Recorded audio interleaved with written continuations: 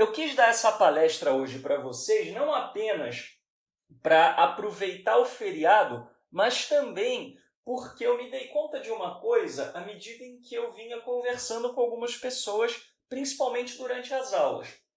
E aquilo que eu me dei conta é o seguinte: bom, eu sou uma pessoa que estudo muito. Como eu já disse para vocês, eu estudo Bíblia há literalmente 30 anos. Eu comecei a estudar as Escrituras, eu tinha 7 anos de idade. As pessoas gostavam de dar para os seus filhos bonequinho, joguinho, etc. E eu gostava de ganhar a Bíblia.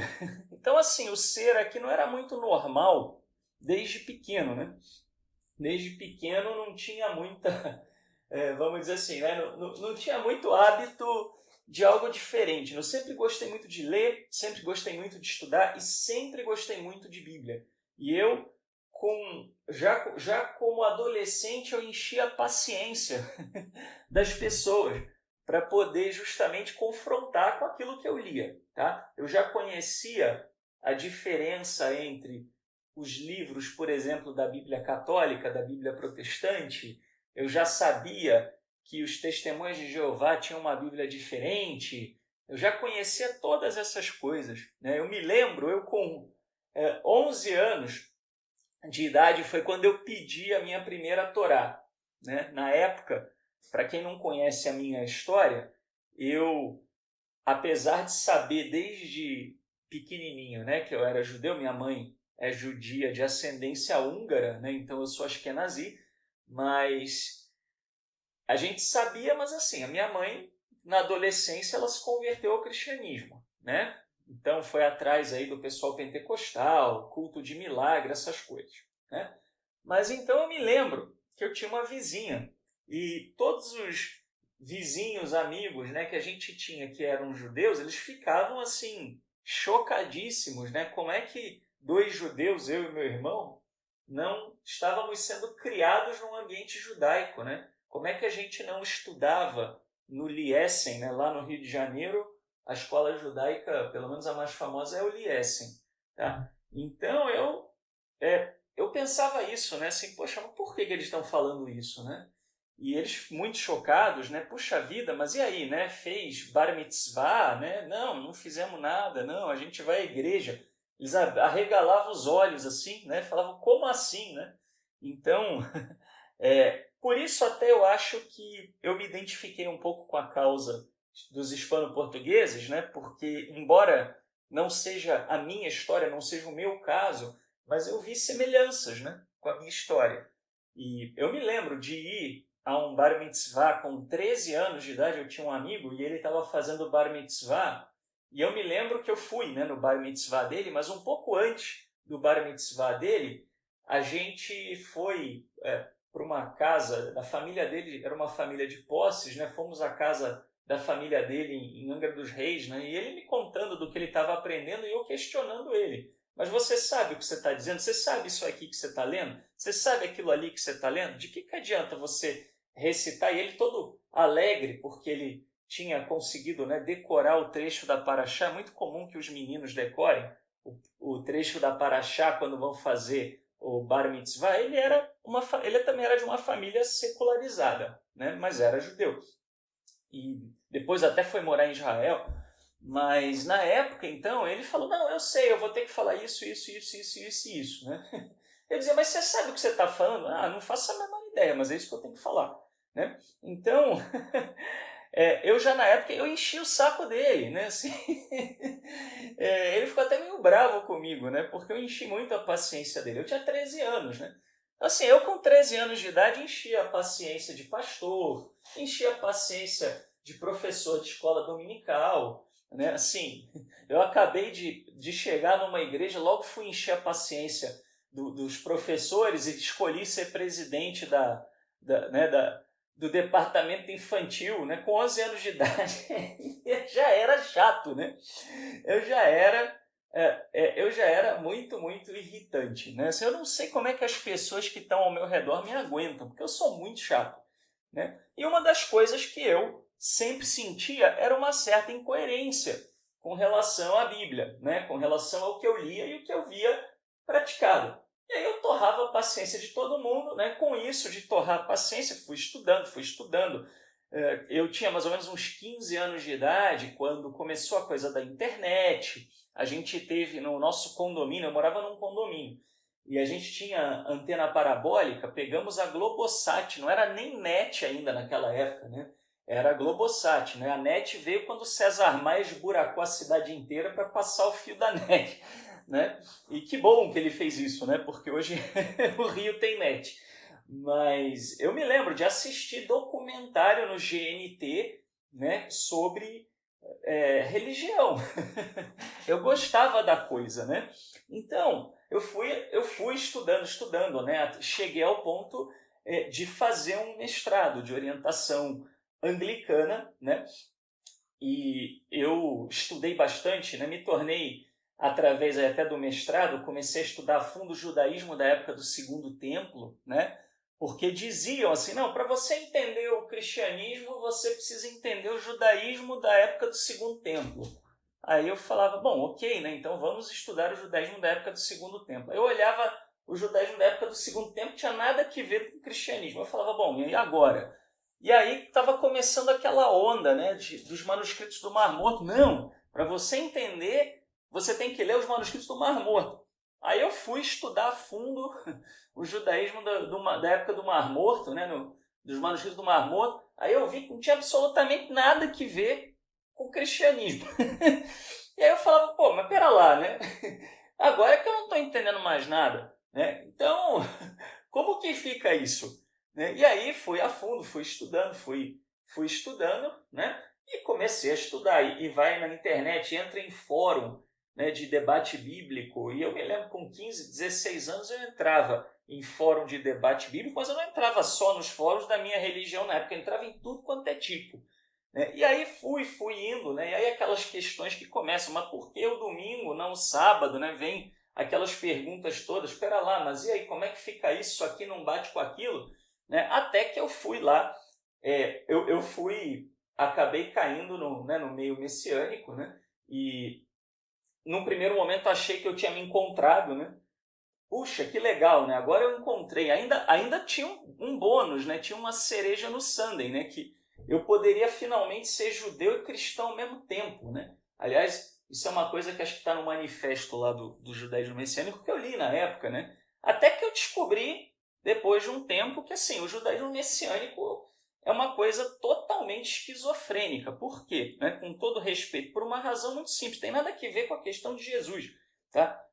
Mas tem a ver com a seguinte questão. O judaísmo messiânico pega o judaísmo do século XVII, da Europa, e mistura com o cristianismo para dizer que isso é o judaísmo do primeiro século. É uma incoerência.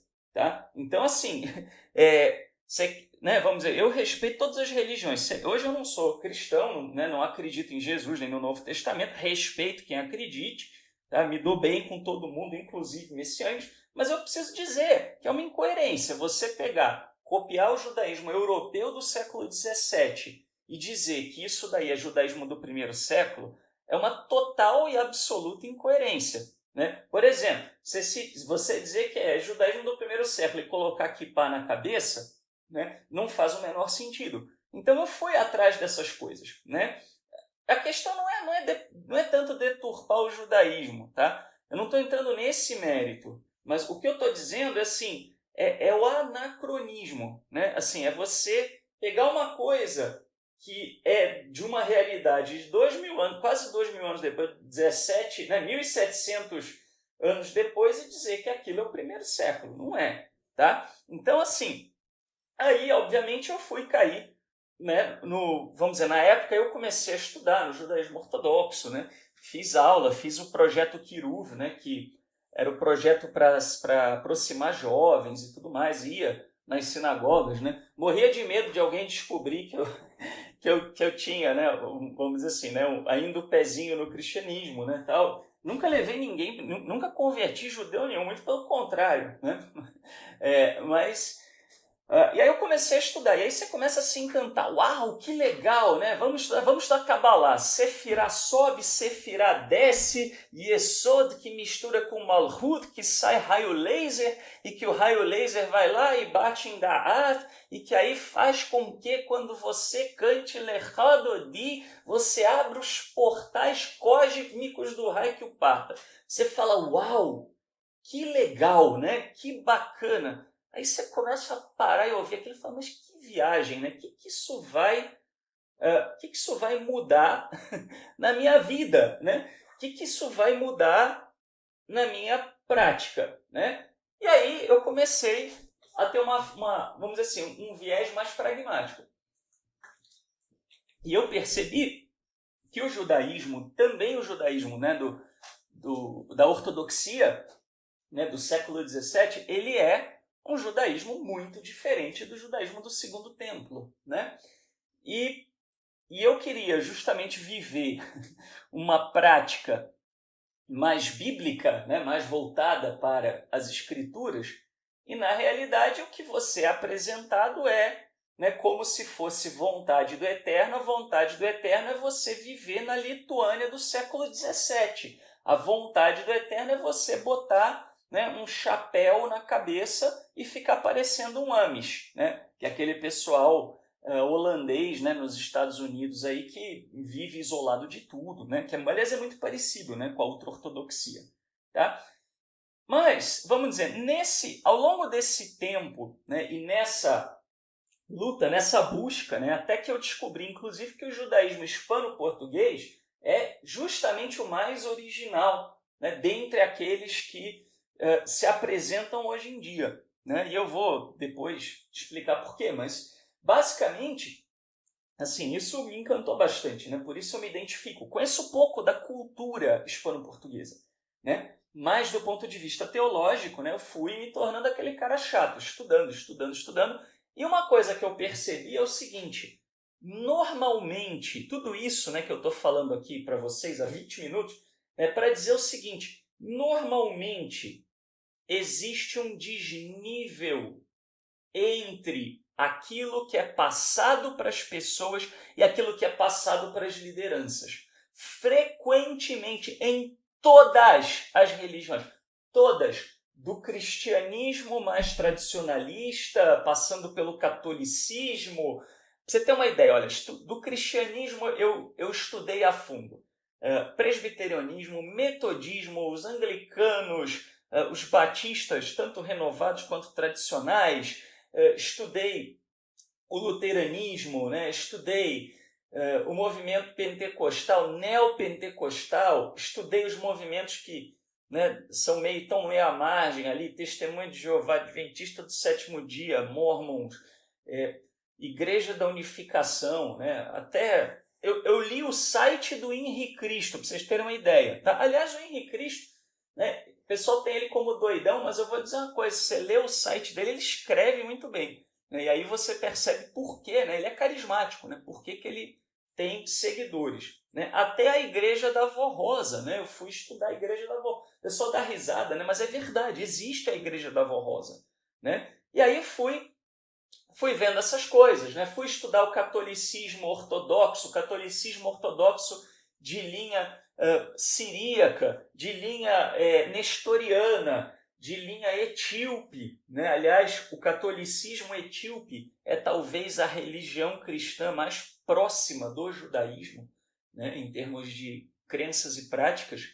E aí fui estudar o judaísmo, tudo que você puder imaginar. Né? O judaísmo pré-Babilônia, pós-exílico, Segundo Templo, a seita dos saduceus, a seita, né, dos fariseus, a seita do Mar Morto, que não são os essênios. Né? Hoje a gente já sabe isso com mais clareza, né, porque não bate com a descrição dos essênios. Os zelotes, né? Aí fui estudar o judaísmo em todas as suas fases. Né? E aí o judaísmo de linha mais mística, ultra-ortodoxia, judaísmo moderno, né? Ortodoxo moderno, judaísmo reformista, conservador, tudo que vocês puderem imaginar. Tá? Agora, uma coisa é certa, ninguém fala abertamente das coisas que passam nos bastidores. Ninguém conta a verdade. Tá? Esse é o fato.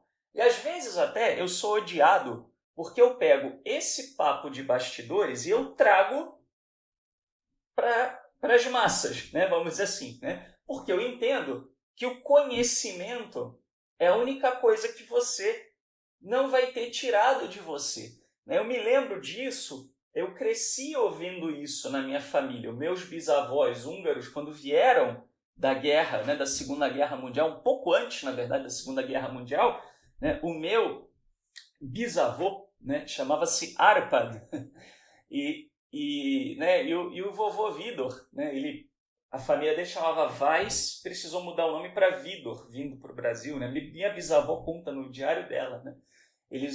Porque Vidor é um sobrenome húngaro, mas era um sobrenome húngaro mais comum. Né? Weiss, todo mundo sabia que era judeu. Né? E ele fala, né, tiraram dele tudo. Ele estudava numa escola de medicina e precisou sair da escola de medicina, fugido, não concluiu a escola dele de medicina. Ele viu, né, chegou a presenciar amigo dele sendo jogado da janela, tá? Para vocês terem uma ideia. A coisa foi muito, muito, muito pesada. E ele veio com a roupa do corpo, né, para o Brasil. A minha bisavó, eles, curiosamente, os dois vieram de Budapeste, não se encontraram lá, se encontraram no Brasil. Né? Até se aproximaram por causa disso, não tinha muito húngaro, né, no Rio de Janeiro. E aí, a minha bisavó não, foi para a Argentina, uma parte da família, de lá foram para o Brasil, outros foram para Nova York, né, outros foram para Jerusalém, mas hoje eu tenho, né, tios em Jerusalém, primo em Nova York, primo em Buenos Aires. Eu tenho primo em tudo quanto é canto do planeta. Minha mãe vive viajando para ver os primos dela. Bom, e aí então, ele dizia que a única coisa que você não pode tirar de uma pessoa é o que está na cabeça. Então, eu tenho isso muito, muito claro para mim. Né? Que se você tem algo que pode ser chamado de seu, é o que está na sua cabeça. Então, não tem porquê. Então, vamos escancarar as portas da verdade para que todo mundo tenha acesso a ela. Tá? Agora, vamos falar aqui da introdução. Para fazer isso, o que eu tenho que fazer? Pessoal, você não vai chegar e construir um castelo normal em cima de um castelo de areia. Por isso, a gente vai ter que destruir o castelo de areia para construir um castelo sólido. Tá? Então, assim, o meu objetivo com esta palestra de hoje não é, vamos dizer assim, arrebentar com você, né? Ou fazer você ficar cético, não é isso, tá? Mas sim, você vai precisar desfazer alguns conceitos para reaprender da maneira correta, tá? Tem que fazer isso, porque se não fizer isso, não tem como, não tem outra maneira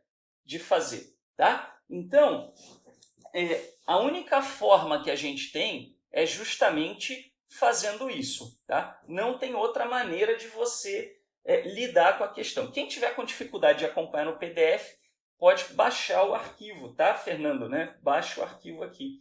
Tá? Então, assim, para que a gente possa construir um castelo sólido, primeiro vamos ter que bagunçar um pouquinho o coreto. Tá? Bom, e aí, para isso, a primeira coisa que a gente precisa entender é o que significa exegese. Tá? Então, eu tirei aqui desse site, né, que é o site significados.com.br. Eu creio que seja um site daqueles de dicionário montado pela comunidade ou algo assim, mas a definição deles de exegese está muito boa. Tá? E eles dizem o seguinte: exegese é uma análise, interpretação ou explicação detalhada e cuidadosa de uma obra, um texto, uma palavra ou expressão. Tá? Então, exegese é você extrair do texto o sentido. Tá? Etimologicamente, esse termo se originou a partir do grego exegesis, que significa interpretação, tradução ou, literalmente, levar para fora, expor os fatos. Tá? Então, assim, fazer uma exegese da Bíblia significa você pegar o que está, a mensagem que está na Bíblia e decodificar, tá? Normalmente, a exegese é utilizada para interpretação e explicação crítica de obras artísticas, jurídicas e literárias, principalmente os textos de cunho religioso. Então, assim, qualquer texto você pode fazer exegese. Tá? Exegese seria uma interpretação correta do texto. Os exegetas, nome dado para as pessoas que fazem exegese, devem ser proficientes em uma grande variedade de disciplinas que estimulam a análise crítica, como o criticismo textual, estudo de antecedentes históricos e culturais, investigação da origem do texto, entre outras características gramaticais e sintáticas da obra original. Ou seja, você tem que entender o que você está fazendo. Você tem que entender a linguagem, você tem que entender o contexto, você tem que entender quem escreve, quem ouve, etc. E eu vou passar algumas dicas para vocês aqui que nem sempre são ditas, nem sempre são explicadas e esclarecidas, tá? Muito bem. Então, isso é exegese, tá? Pois é, mas na realidade, aí o Demóstenes falou uma coisa interessante. O problema hoje é que todo mundo é exegeta, entre aspas. Todo mundo se diz exegeta, mas qual é o problema que aflige todas as religiões? É a exegese, tá? O que é a exegese? Pegando do mesmo dicionário, tá? É o que ninguém quer te contar. O oposto da exegese bíblica é a exegese, quando a interpretação é feita exclusivamente baseada em teorias subjetivas, sem uma pesquisa ou análise profunda e real do texto. Tá? A maioria dos líderes religiosos, das denominações, 89%, 90% cai na exegese. E as pessoas não percebem. Se você está aqui hoje, se você resolveu me ouvir hoje, é sinal de que você não se alimenta, não consegue se alimentar de exegese. Se não, você não estava aqui hoje. Você estava, numa denominação religiosa, bonita, gostosa e cheirosa, lindinha, com canteirinho de jardim e florzinha colorida na frente, sentado num ar-condicionado, numa poltroninha, gritando que o Senhor vai te dar a vitória de tudo. Então, como você não gosta disso, você foi, entre aspas, amaldiçoado com uma inteligência acima da média, você precisa ouvir o louco, que tem coragem de dizer para você o que rola de bastidores. E a maioria das religiões se encaixa nisso daqui que eu vou dizer para vocês, tá? Que é o quê? Reparem como é que está aí o alvo, Isso é uma parábolazinha que se conta, de um camarada que ele foi aprender a ser arqueiro com o melhor arqueiro do reino, de onde ele morava, de onde ele residia. E ele olhava para as árvores, com os alvos e sempre bem certinho, e ele ficava louco, Puxa, preciso conhecer esse arqueiro. E foi atrás do arqueiro, e perguntou, mas arqueiro, você é o melhor aqui do reino? Sim, sou o melhor do reino. Todo mundo fica impressionado com você? Sim, todo mundo fica impressionado comigo. E qual é o seu segredo, arqueiro? E ele dizia, é muito simples, eu primeiro atiro a flecha para depois desenhar o alvo. Então, ou seja, é o que aparece aqui. A maioria dos líderes religiosos primeiro atira a flecha para depois desenhar o alvo. Tá? Isso é exegese. Tá? Exegese é, deixa eu ver o que o texto fala. A partir do que o texto fala, eu vou entender e tentar derivar uma prática, uma doutrina, um entendimento. Tá? Mas a maioria faz o seguinte, eu tenho uma doutrina, eu tenho uma prática, deixa eu tentar encontrar um texto na Bíblia para poder justificar isso. Tá? Se você quer ler a Bíblia e decifrá-la, a primeira coisa que você precisa fazer é se abrir para entender a partir da leitura. E a maioria das pessoas não faz isso, né? São os macaquinhos aqui. Não vi, né? Não ouvi, não vi, não falei, né? Por quê? Aonde que as pessoas erram? Tem até muita gente que acerta na pergunta, mas erra na resposta. O que eu quero dizer com isso? A pessoa pensa assim, né? Por exemplo, vamos falar das seitas religiosas que tem por aí. Tá? A seita da Vó Rosa. Vamos usar o exemplo da Vó Rosa. Vem uma pessoa e, de repente, tem um vizinho. E aí pergunta, mas de que igreja você é? Eu sou da igreja da Vó Rosa. Ah, é? Me conta, né? Então, como é que é isso? Aí a pessoa vira e fala assim, a minha vida inteira eu achava que tinha alguma incoerência na igreja que eu ia. A pessoa fala isso. Aí você já começa a se oriçar, né? Puxa, eu também sinto isso, né? Eu também sinto que tem alguma coisa que não me contam, tem alguma coisa que não bate. Aí ele fala, eu encontrei a verdade na Vó Rosa, né? Aí pronto, né? Você fala, é tudo que eu queria. E aí você cai de cabeça na igreja da Vó Rosa, tá? Por que você cai de cabeça na igreja da Vó Rosa? Porque a pergunta parecia estar certa, mas a resposta não era a resposta certa. Tá? Então, as pessoas chegam e falam assim, não é o domingo, é o sábado. Aí você, né? Opa, então é o sábado. Aí você monta a tua vida, né, para você ir para o sábado. Legal, fui para o sábado, bacana, tô feliz. Aí fica aquela pulguinha atrás da orelha. Mas pera lá, se já me enganaram com relação ao domingo, né?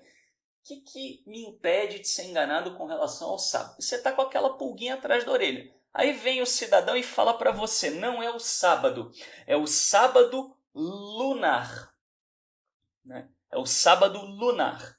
Aí, o que acontece? Você vai lá, né, e ouve falar do sábado lunar e você acha lindo. Né? Por quê? Porque você estava com aquela sensação de que você estava sendo enganado. Daqui a pouco alguém vai convencer você que o sábado lunar tem erros. E aí eu já vi dissidência do sábado lunar, dizendo, não é assim que se conta o sábado lunar, é assado. E aí vai. E isso se torna um buraco sem fim. Por quê? Porque ao invés de você tentar ler o que dizem as Escrituras, você ouve uma doutrina, parece certo e você mergulha. Tá? Então, você tem que apagar a doutrina da cabeça se você quer entender a verdade. E para isso eu preciso mostrar para vocês, tá? Eu preciso mostrar para vocês uma coisa, né, que é bastante simples, né, de entender, de perceber, mas evidentemente, né, existe por parte da maioria das pessoas, vamos dizer assim, um certo desconforto, né, com isso que eu vou mostrar aqui. Na realidade, até ficou num outro slide. Deixa eu ver se eu consigo aqui recuperar esse slide aqui para vocês.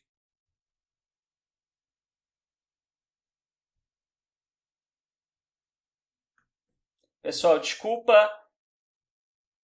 Estão me ouvindo? Desculpa, é que o que aconteceu? Esse meu notebook ele está bem velhinho. Eu ainda não consegui recurso para substituir, né, o meu notebook. Então, o que acontece?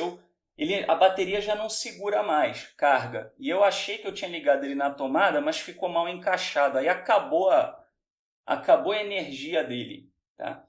Mas foi isso, por isso que caiu aqui. Tá? Então, o que eu queria dizer para vocês é o seguinte. Imagina que eu chegue para vocês, tá? E digo o seguinte, olha, é proibido a mulher tomar anestesia para ter parto. Aí a pessoa fala assim, mas como assim? Não, é proibido.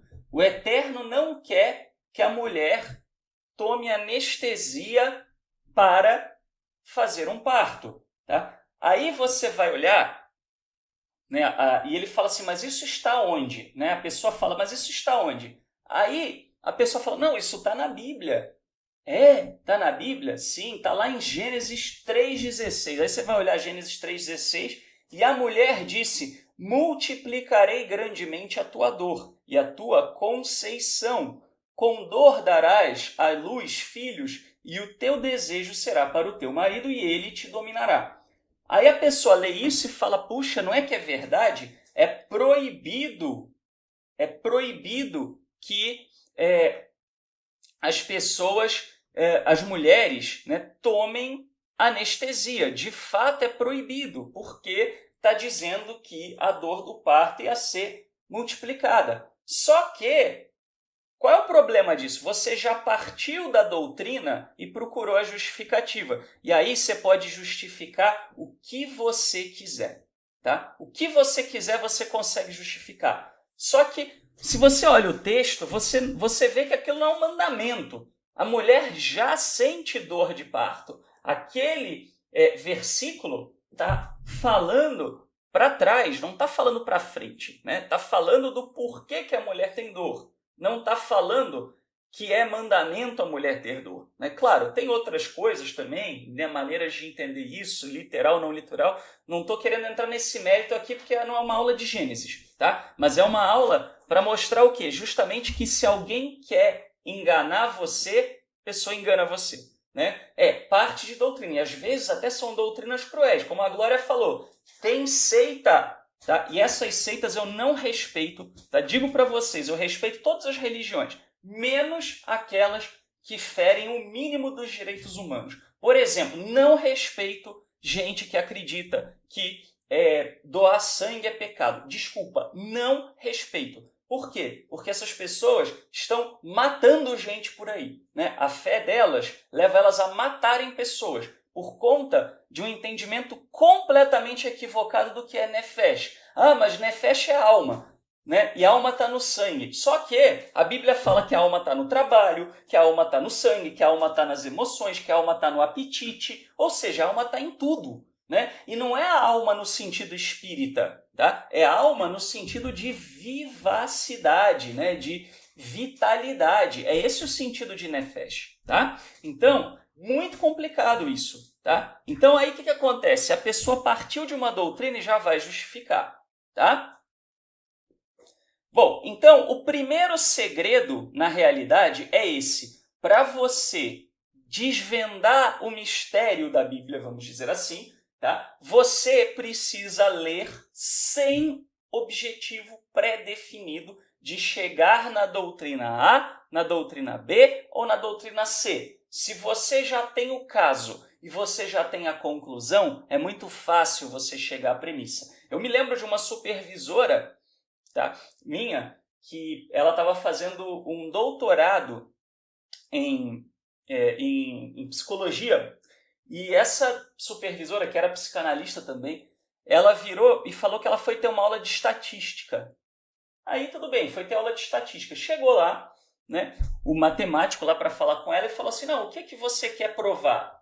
Aí ela falou, não, eu estou estudando para ver se, sei lá, álcool tem efeito sobre, vamos dizer assim, a escolha da carreira da pessoa. Aí o matemático falou, não, você não entendeu. O que você quer provar? Você quer provar que é falso ou que é verdadeiro? Ela falou, como assim?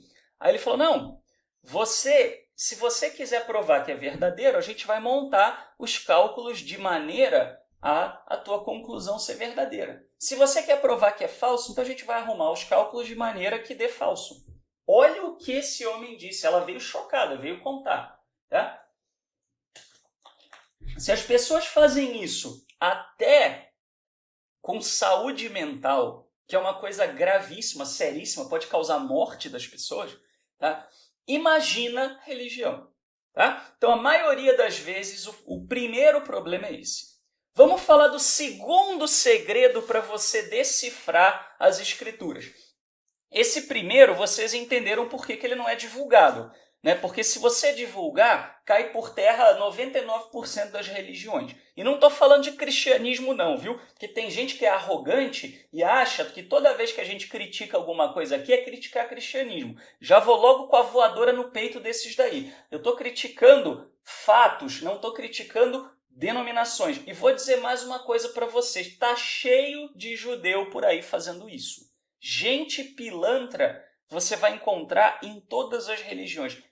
Religião não é universal, mas pilantragem é, tá? Então, não, assim, eu conheço gente, vou dizer uma coisa para você, gente que por aí é adorado, idolatrado, líderes, né, que são populares, famosos até na internet, que o cara chega para mim e fala assim, rindo, né? Shaul, eu sou ateu, tá? Teve um camarada aí que, né, hoje em dia se apresenta como rabino, que é uma pessoa que eu conheci muitos anos atrás, né? Tive amizade muitos anos atrás. E ele me convidou um dia para comer costelinha de porco, né? Então, o cidadão que se apresenta como rabino, já se apresentava como rabino naquela época, fuma maconha, come, né, costelinha de porco.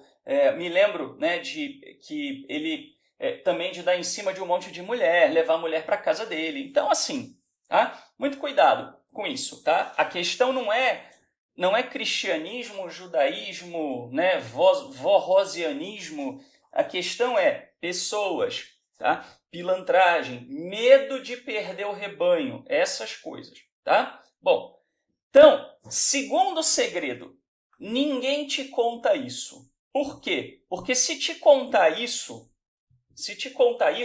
a pessoa também perde a chance de te enrolar, tá? Eu me lembro uma pessoa chegou para mim e falou assim, Shaul, Maomé é profetizado pela Bíblia. Aí eu olhei e falei, né? Eu parei e pensei, caramba, eu já devo ter lido a Bíblia inteira, acho que umas, sei lá, 50 vezes, 100 vezes, difícil até de mensurar, né? Leio a Bíblia todos os dias, então, né? E leio bastante, então, assim, né? E aí? Não, tá aqui, ó, né? E aí falou, não, tá aqui nesse trecho de Cantares. Aí você olha, né? Porque fala de desejável, alguma coisa assim, eles interpretam, né? Porque Mahmud ou Mohammed, sei lá, significa desejável, algo do gênero em árabe. Aí eles encontram uma palavra cognata no hebraico e diz que Maomé é profetizado no livro de Cantares. Então, olha só, antes de qualquer coisa, se é o livro de Cantares, aquilo ali é uma poesia, não é uma profecia. Então você tem que desconfiar quando alguém vem com profecia no livro de Cantares. Tá? Então, por quê? Porque o livro de Cantares não é um livro profético. É muito simples. Tá? Salmo, o pessoal adora ver profecia em Salmo. Normalmente, se alguém está vendo profecia até em Salmo, é sinal de que o argumento está fraco. Porque se o argumento fosse forte, a pessoa ia nos profetas. Tá? Aí diz assim, ó, ao mestre de canto, repara, tá? É ao mestre de canto, não é ao mestre dos magos, é ao mestre de canto. Salmo de Davi, tá? Mismor, né, vem da mesma raiz que a gente chama, né, que a gente fala zemirá, que é uma melodia, tá? É uma poesia melódica. Então, poesia melódica de Davi, tá? Olha o que está dizendo no começo, tá? Ao mestre de canto, Salmo de Davi, tá? Ele mandou isso daí para o mestre de canto. Ou seja, quem era o mestre de canto? Você tinha dentre os oficiais do rei, né, no palácio, uma equipe de música. No templo, a mesma coisa. Você tinha pessoas que cuidavam da música, como em qualquer religião hoje em dia. Tá?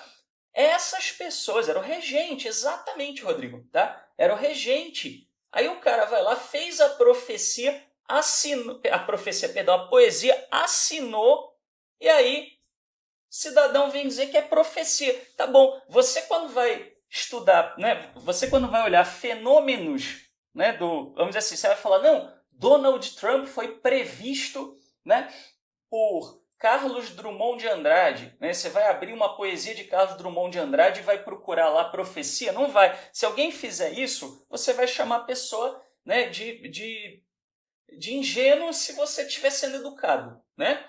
Agora, aí fazem isso na Bíblia e todo mundo engole, tá? Repara, ao mestre de canto, Salmo de Davi. Isso aqui é uma música, isso aqui é um poema melódico, não é profecia, tá? Então, antes de qualquer coisa, esse é o objetivo do texto, tá? Porque se você lê fora do objetivo do texto, você pode ler qualquer coisa. Eu tinha um amigo, tenho, aliás, né, um amigo, que ele me contou uma coisa muito engraçada que aconteceu com ele. Ele era adolescente. Foi até um padre que teve que acalmar ele. Ele estava mal, estava triste, estava chateado. Ele resolveu fazer bibliomancia. O que é bibliomancia? É um tipo de adivinhação que você abre a Bíblia num dado trecho e aí onde bateu, você vai lá ler e você entende que aquilo é algo para você, né? As pessoas pode perceber que as pessoas já abrem no meio, né? Ninguém abre a Bíblia no cantinho. Sabe por que as pessoas já abrem no meio? Porque todo mundo sabe que no meio está Salmos, né? E aí, então, não, eu estou angustiado, tu me darás a vitória. A pessoa fica feliz da vida achando que é profecia para ela. Só que esse meu amigo, ele foi fazer isso uma vez e o que aconteceu com ele? O que aconteceu? Caiu assim, né? Porque te abomino, eis que te ferirei, né, com feridas de morte. Uma coisa assim, né? Era um trecho dos profetas que era falando da infidelidade de um povo, ou era Israel, era uma nação vizinha, e falando então que por causa disso aquele povo seria destruído. Aí esse meu colega, ele começou a chorar, ele falou, caramba, Deus me odeia. E ele chorava, ele ficou louco da vida. Ele só foi acalmar depois que ele foi a um padre que olhou e falou, não, né, deu risada, falou, não é bem assim, né, calma, tá? Mas olha onde a coisa chega, né? Ele falou, Deus me odeia, né? Por quê? Porque a Bíblia não foi feita para praticar bibliomancia, tá? Se você pegar a bibliomancia, não é feito só com Bíblia, né? É feito também com outros tipos de literatura por aí. Tem até seita judaica, né, que já está muito mais para magia negra do que para judaísmo, que faz bibliomancia, tá? Mas assim, você pode perceber, normalmente livro usado para bibliomancia é sempre mensagem bonitinha, é sempre mensagem melosinha, ou então assim, cuidado com o teu vizinho, não é cuidado com você, é cuidado com o teu vizinho, né? Nunca tem assim, né, num livro desses, né, que as pessoas abrem né, para olhar, e alguma coisa, né? Nunca tem assim, seu safado, salafrário, sem vergonha, toma vergonha nessa sua fuça, né? Não tem isso, né? Tem só essas frases feitas, tá? Então, cuidado. Vamos entender os 5 tipos de texto existentes na Bíblia. Quais são? Primeiro, texto narrativo. O objetivo de um texto narrativo é dar um pano de fundo histórico, tá? Dar um pano de fundo histórico ou alegórico, né, se for uma alegoria, para transmitir um ensinamento, tá? Quando você olha para a narrativa bíblica, por exemplo, os livros da Torá a partir de Êxodo, tá? Os livros os livros de Josué, de Juízes, tá? Você vai olhar e você vai ver que eles têm um objetivo, tá? É uma narrativa que tem um objetivo. Geralmente, esse objetivo vai ser contextualizar alguma coisa, tá? Vai ser contextualizar que alguma coisa aconteceu com o povo de Israel, seja boa ou ruim. Às vezes, né, você vai contextualizar algo que depois vai vir no livro dos profetas. Por exemplo, né, você ler as narrativas históricas é sempre muito bom, né, antes de você ler, por exemplo, os profetas. Nesse ponto até, eu vou dizer uma coisa para vocês. Eu até prefiro, em termos de organização, eu até prefiro a organização que é hoje adotada na maioria das Bíblias cristãs, que era uma organização lá atrás. Também já teve judeus que adotaram ela. Por quê? Porque você acaba nessa organização lendo primeiro os livros históricos, para depois você ler os profetas. Tá? Na Bíblia judaica, normalmente você lê primeiro os profetas para depois ler a narrativa histórica. Tá? O ideal, na verdade, seria intercalar. Tá? Por exemplo, o livro de Oséias, ele é toda uma narrativa para o quê? Para o reino do norte, para o exílio, para o cativeiro assírio, que veio primeiro. Né? Tiveram 2 cativeiros nos tempos bíblicos do povo de Israel. Um do reino aliás, 3, né? Se você contar o Egito, mas aí era antes do povo de Israel virar nação, ele virou nação no Egito. Depois você teve o exílio do reino do norte, as tribos do norte, né, que foram para a Assíria e dali se dispersaram, e o exílio do reino do sul, que foi a Babilônia, que é o mais conhecido. Tá? O livro de Oséias trata essencialmente do reino do norte, e ele é um período em que o reino do norte já tinha sido exilado. Tá? Bom, então é isso aí. Leis. O objetivo é dar uma ordem. Tá? A gente vai falar mais sobre como contextualizar leis, mas aí é muito claro, né? Falou o Eterno a Moisés e disse, né? Então, trareis os dízimos à minha casa, por exemplo, né? Vamos dizer, é uma ordem, tá? Aliás, o dízimo é um assunto muito controverso, muito polêmico. Na verdade, não era para ser, mas é de muito interesse aí dos líderes religiosos, então ninguém mexe muito, né, nesse tema. Bom, poesias, tá? O objetivo é louvor, alegria, tristeza ou um pedido ao Criador. Esse é o objetivo, tá? Então, você vai olhar um salmo, o salmo ele é uma poesia, ele vai falar de algo que é um louvor, uma alegria, né? O salmista está triste, está feliz, está esperançoso, está desanimado, tá? Ou ele está pedindo algo para o Criador. É um pedido, às vezes, até angustiante. Tá? Isso são as poesias. E, às vezes, até, a gente percebe que os exegetas ficaram tão desconfortáveis que precisaram mudar um pouco a coisa. Né? Por exemplo, o livro de Cantares fala de sexo, não fala de Israel e o Eterno. Não é uma metáfora para Israel e o Eterno. É um livro sobre a beleza do relacionamento humano, inclusive tal como ela é traduzida no relacionamento carnal, no relacionamento físico. Por quê? Porque não é pecado. Não é pecado. A relação sexual não é pecado. Quem demonizou a relação sexual foi a Igreja Católica depois. Tá? Mas o amor entre homem e mulher é belo, é bonito. Né? Entre 2 pessoas, né, vamos dizer assim, né, que estejam num relacionamento, é algo saudável, belo, não há problema nenhum.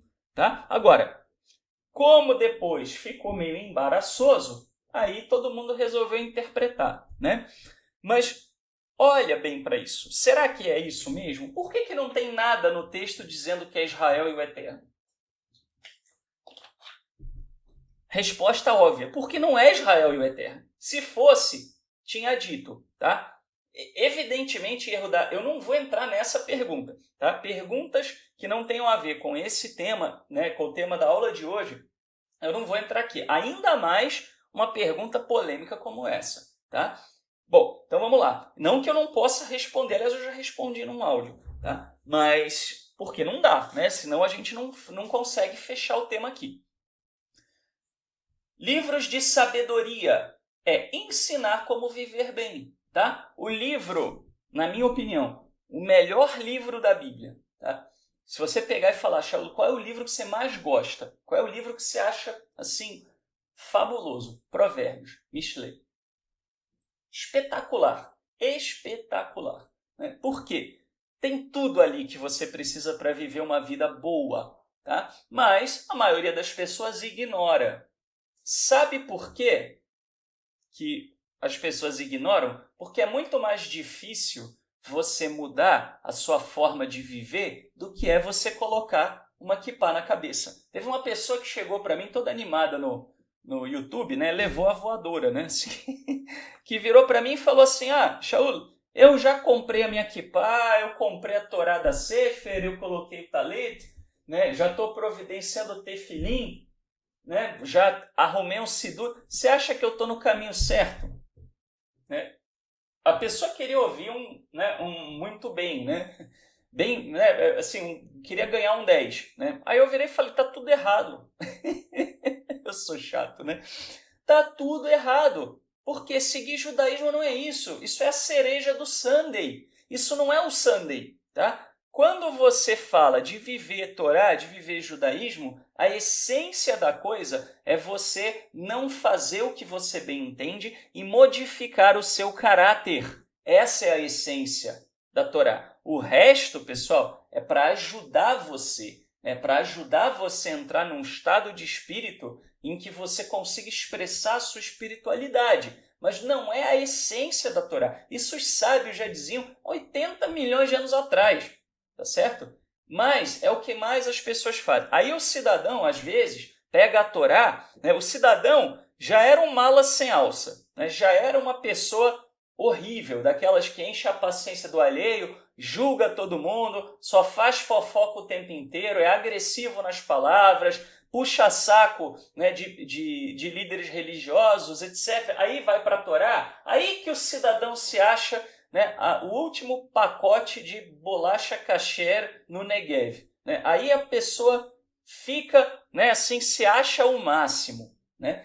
E a vida da pessoa é um lixo. O comportamento da pessoa é um lixo. Ela não mudou nada dentro dela. Internamente ela não mudou nada. De que adianta? Né? Por isso os sábios dizem, né, Derer Eres, né, o caminho da terra, quer dizer, a cordialidade, a amabilidade, os valores que te fazem uma boa pessoa precedem Derer Torá, precedem o caminho da Torá. A Torá é uma lente de aumento.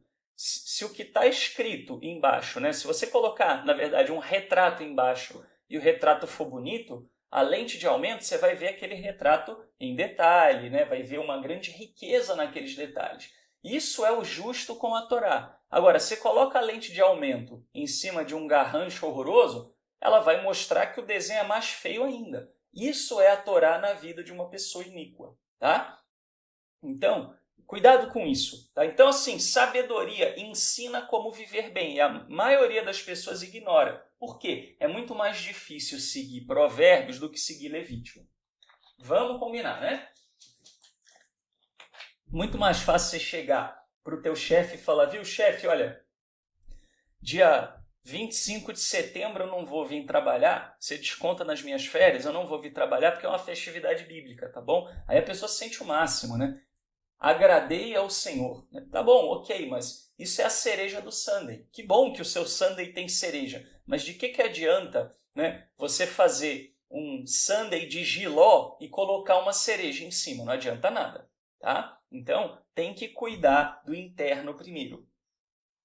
E a profecia?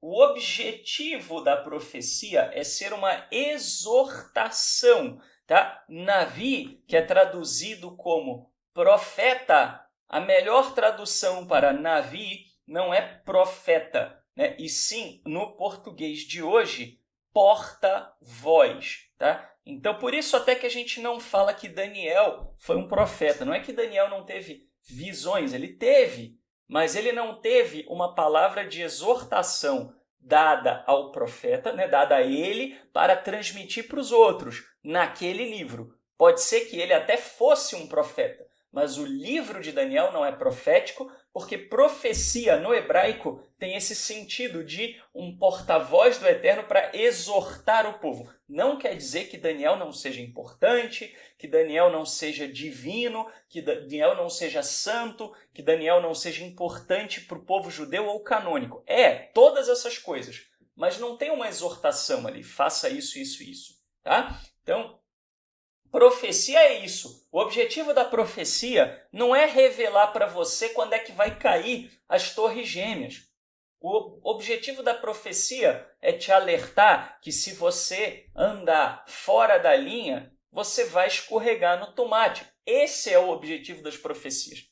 Só que as pessoas querem fazer o que elas querem com a profecia. Elas adoram achar que viram alguma coisa fantástica, extraordinária, né? E aí vende livro. Então tá cheio de gente falando isso, tá? Por exemplo, eu vou dar um exemplo para vocês aqui muito claro, tá? Quem já ouviu falar, né, ou gosta dos códigos da Bíblia? Quem?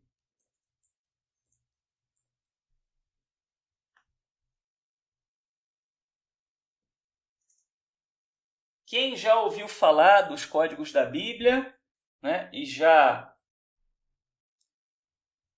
viu essas coisas todas, né, vamos dizer assim, e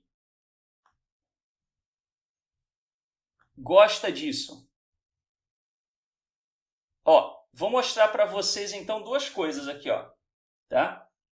Você sabe como é que é calculado o código da Bíblia? É assim, você pega e pula um número X de caracteres, por exemplo, vou ler a Bíblia de 13 em 13 caracteres. E aí você pega, monta aquela planilha e sai brincando de caça-palavra, tá? Assim, é muito ridículo o negócio, mas vendeu o livro feito água, tá? Por quê? Olha isso que eu vou mostrar para vocês, tá? Presta atenção.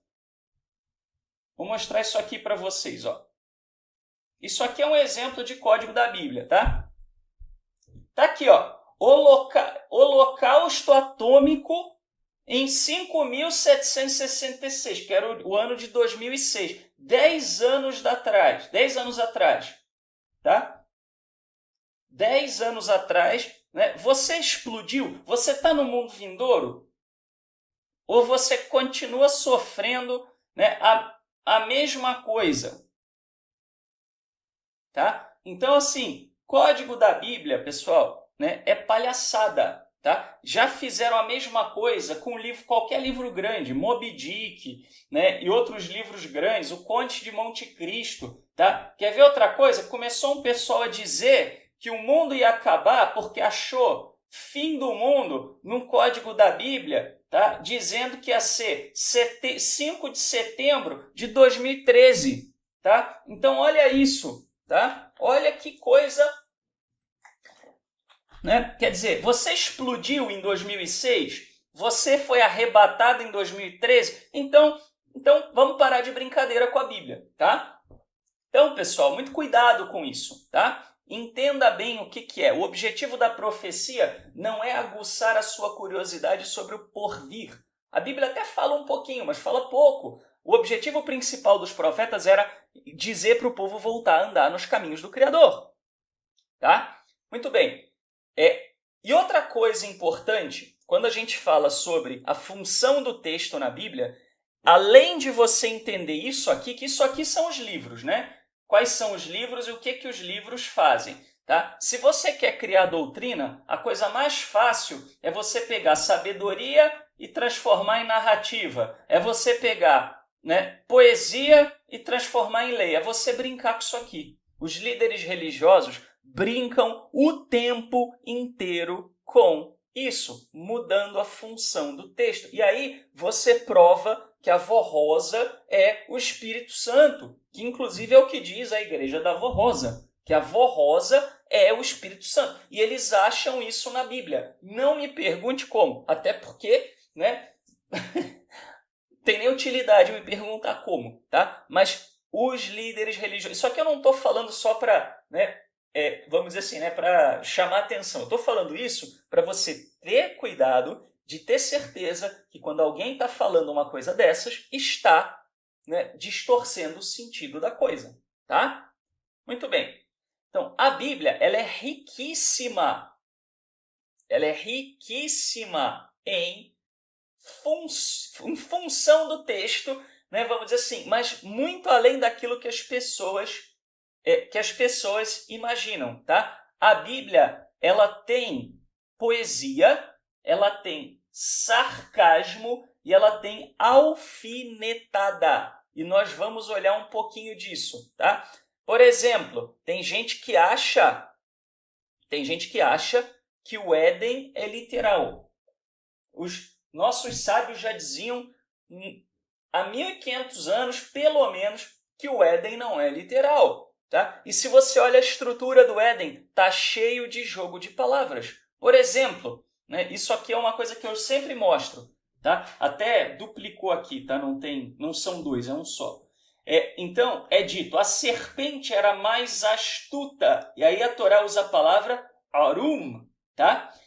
Que todas as alimárias, né, do campo, acho que essa tradução não está boa, todos esses animais do campo que o Eterno, o Senhor Eterno tinha feito. Aí você olha para Gênesis 2:25 e ambos estavam nus. É como termina lá o capítulo 2. O capítulo 3 começa com isso. O 2 termina com e ambos estavam nus, arumim, que é o plural, né, de arum, tá? Homem e sua mulher, e não se envergonhavam.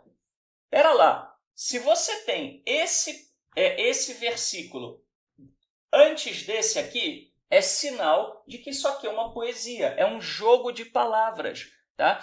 Por exemplo, quando a Bíblia fala que o Eterno confundiu as línguas na Torre de Babel, tá? Eles estão fazendo, isso é uma brincadeira, tá? Vamos dizer assim, né? É um sarcasmo, é uma alfinetada na Babilônia. Por quê? Né? Porque no hebraico, né, Babal seria uma confusão. Ok? Por isso que é dito que o Eterno confundiu as línguas. Mas é óbvio que a Torá fala, e foi dado esse nome porque ali o Eterno confundiu a língua. Não, a Torá não está sendo literal. O nome Babilônia vem de Bab, que é portão, e Lu, que é divindade. Tá? Então, é o portão da divindade. Por quê? Porque era uma cidade muito rica, era a capital, né, de um reino, tá? E era o centro religioso. Então, as pessoas achavam que ali era a o portão dos deuses. Daí vem o nome Babilônia. E a Torá sabe disso. Quando a Torá fala que o nome é por causa da confusão, a Torá está dando uma cutucada na Babilônia. A Torá não está tentando ser literal. Aí vem o cidadão que não entende o texto e que acha que tudo que está na Bíblia é literal e fala assim, não, pera lá. Então, os arqueólogos estão errados. Né? Então, a ciência, né, a história, a arqueologia estão erradas, porque a Torá falou uma coisa e a ciência e a arqueologia, a história dizem outra. Tá?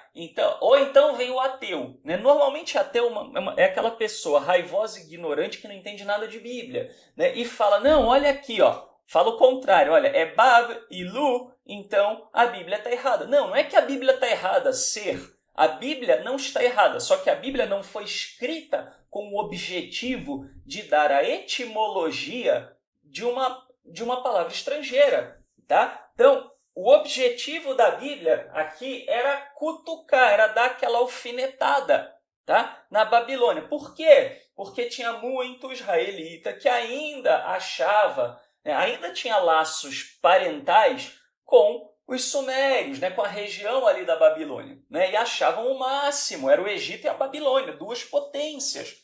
Tá? Bom, também tem sarcasmo na Bíblia, tá? Olha Daniel 3, 2 e 3, tá? Olha o que Daniel vai escrever. Então o rei Nabucodonosor mandou reunir os príncipes, os prefeitos, os governadores, os conselheiros, os tesoureiros, os juízes, os capitães e todos os oficiais das províncias, para que viessem à consagração da estátua que o rei Nabucodonosor tinha levantado. Então se reuniram os príncipes, os prefeitos e governadores, os capitães, os juízes, os tesoureiros, os conselheiros e todos os oficiais das províncias. A consagração que o rei Nabucodonosor, da estátua que o rei Nabucodonosor tinha levantado. E estavam em pé diante da imagem que Nabucodonosor tinha levantado. Por que está fazendo isso? Né? Está repetindo. Aliás, até repete também a estátua. Tá? Quando repete a estátua, tá? Repetição em texto bíblico é ênfase. Se uma coisa é repetida 2 vezes, tá? Normalmente é uma ênfase. 3 vezes já é uma super ênfase, é um superlativo. Tá? Por isso que é dito do Eterno santo, santo, santo. Tá? 3 vezes dito que é santo, né? Quer dizer, ele é totalmente santo. E o que é santo? é diferente, separado, distinto. Ou seja, quando fala santo, santo, santo é o eterno, está dizendo o eterno não se parece com nenhuma divindade politeísta. É esse o sentido. Tá? Aqui, olha só, isso é comum na Bíblia? Você ter todos os cargos citados assim, em sequência? É comum esse tipo de frase na Bíblia? Vocês já viram muitas frases assim, que falam os príncipes, os prefeitos, os governadores, os conselheiros, os tesoureiros, os juízes, os capitães e todos os oficiais das províncias? Não, não é comum. Isso aqui, Daniel está tirando um barato com a cara de Nabucodonosor. Está dizendo, Nabucodonosor se achava o máximo. Olha aí, ó, olha quem que ele chamou, esse poço de arrogância. Tá? Ó, ele fez essa estátua, se achou o máximo, né? E fez isso, tá? Então o livro de Daniel aqui está sendo sarcástico. Percebe? Ok? Está pegando um fato, né, e está debochando do fato. Ok? Entenderam? Da mesma maneira, quando fala, né, do profeta, que os jovens, não são crianças, na verdade, são jovens, que debocham dos profetas, aí vem um urso e come. Né? Aí você olha e fala, nossa, né? Que Deus mau. Não, não é isso. Né? Não é isso. Né? Assim, o deboche que eles fizeram sobre o profeta era assim, olha, né? Você, o seu Deus, não é nada, ó, você é careca. Né? Assim, e aí o que acontece? Logo depois eles foram devorados. E aí a pessoa que estava escrevendo o texto, né, quis mostrar isso. Cadê o Deus deles? Né? Eles debocharam do nosso, mas aqui, ó, né, o Deus deles não socorreu eles com o urso. Tá? Então, assim, tá cheio de coisa desse tipo na Bíblia. Tá? Vamos dar um exemplo aqui. Ó. Aí todo mundo acha que isso é literal. Tá? O profeta Jonas, Emanuel, eu diria o seguinte para você. Ó. Tá? Normalmente, um texto histórico, vou até escrever aqui, ó, texto total, né, ou parcialmente histórico, tá? Você vai ter nome da pessoa, data e região, normalmente. Tá? Se você não tem nome, data e região, tá? Você pode ter certeza que o texto é, né, uma parábola. Tá? Pode ter certeza, tá? Que o texto é uma parábola. O livro de Jonas, ele acontece isso, ele não é localizado, tá? O livro de Jó são parábolas, não são textos literais. Como que a gente sabe? O livro de Jó, Jó era quem? Né? É aquele famoso, né? Você é o famoso quem mesmo, né? Assim, ele era filho de quem, Jó? Você sempre tem a referência a quem a pessoa era filho. Linhagem era uma coisa importante para os semitas, tá? Quem era Jó? Ninguém sabe. Aonde viveu Jó? Ninguém sabe. De que povo era Jó? Ninguém sabe. Que ano que Jó viveu? Ninguém sabe. Ou seja, é uma história? É uma narrativa histórica? É óbvio que não. Basta você olhar os outros textos da Bíblia para você perceber a diferença. Textos históricos são identificados. Se Jó não é identificado, você não sabe quem é, onde foi, que data foi. É porque o texto não é literal. Aí você vai olhar para Jó cheio de linguagem poética. Tá? Então Jó é uma parábola, assim como Jonas. Tá? Isso não faz do texto menos importante. Parábolas são tão, né, santas quanto. São ensinamentos divinos. Agora, são ensinamentos divinos feitos em cima de parábola. Qual o problema? Tá? Vamos ver isso aqui também. Ó. Gênesis 19, 35 a 38. Quem é que lia Gênesis? Quando Gênesis foi escrito, para quem Gênesis foi escrito? Para quem? Quem é que escreveu Gênesis? Foi Moisés, né? Moshe. Alguns falam que pode ter sido Josué como escriba de Moisés, ok? Mas é essencialmente ali, aquele período no deserto, tá? Muito bem.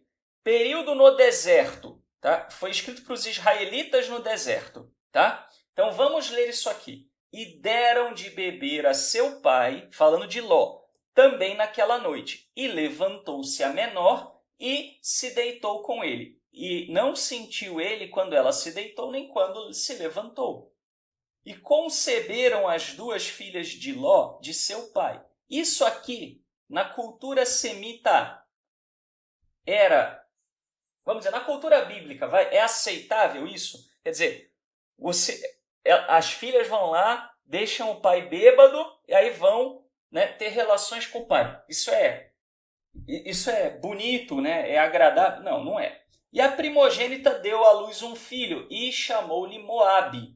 Este é o pai dos moabitas até hoje. E a menor também deu à luz um filho e chamou-lhe Ben-Ammi. Esse é o pai dos filhos de Amon até o dia de hoje. Tá? Moav, né, que vem do pai. Tá? Então, pessoal, né, Ben-Ammi, né, filho, salvo engano, acho que é filho do meu povo. Tá? Vejam vocês o seguinte, tá? Isso aqui, pessoal, por que está na Torá isso? O que Moisés está dizendo aqui para o povo? Como é que o povo israelita entenderia? Não se misture com os moabitas e os amonitas.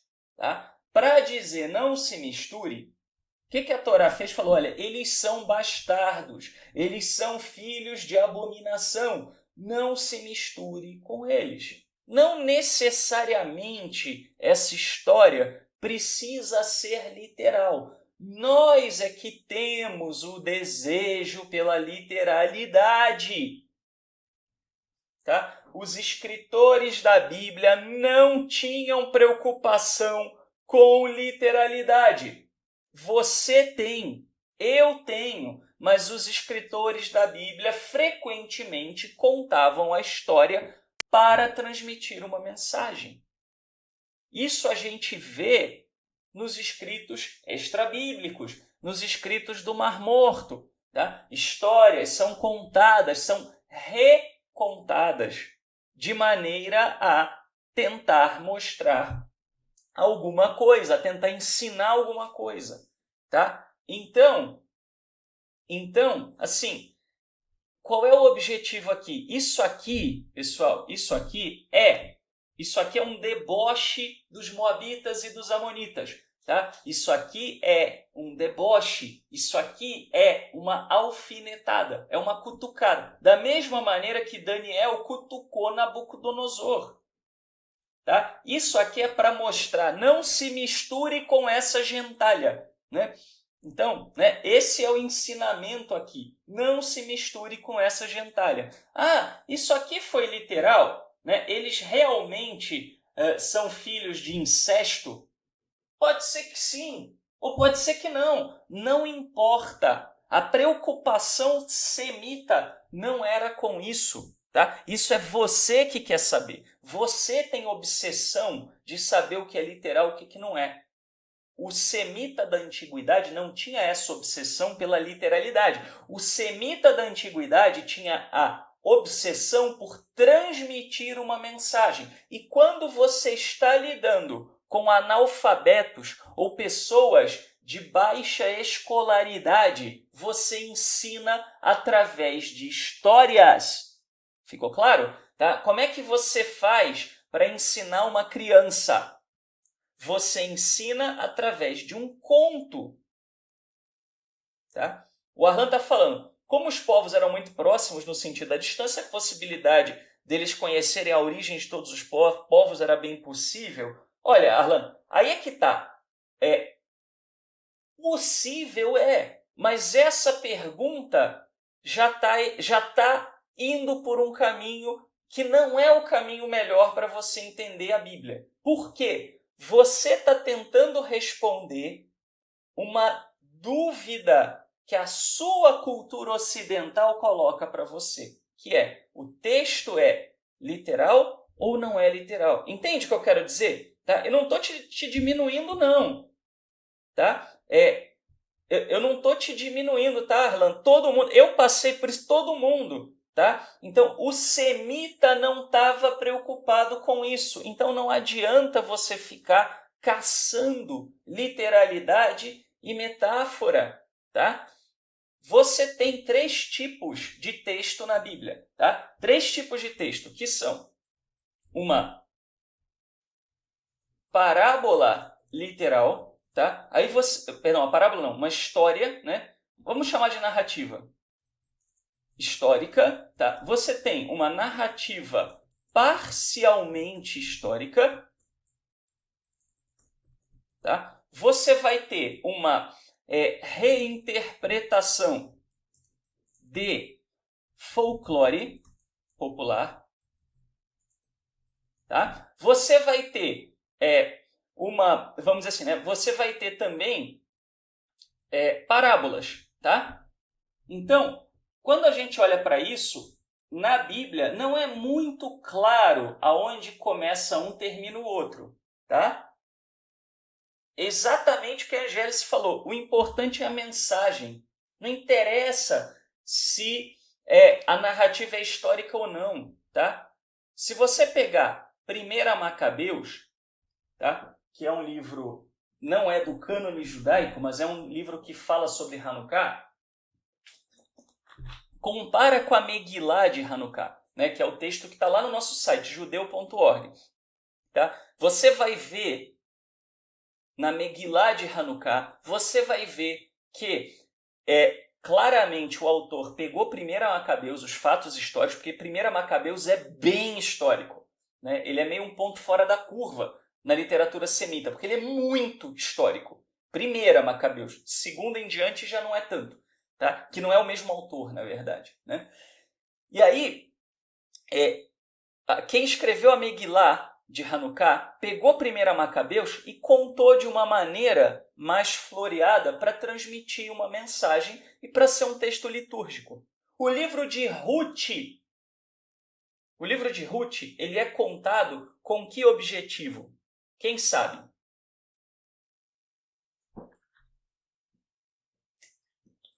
O livro de Ruth, qual é o objetivo do livro de Ruth?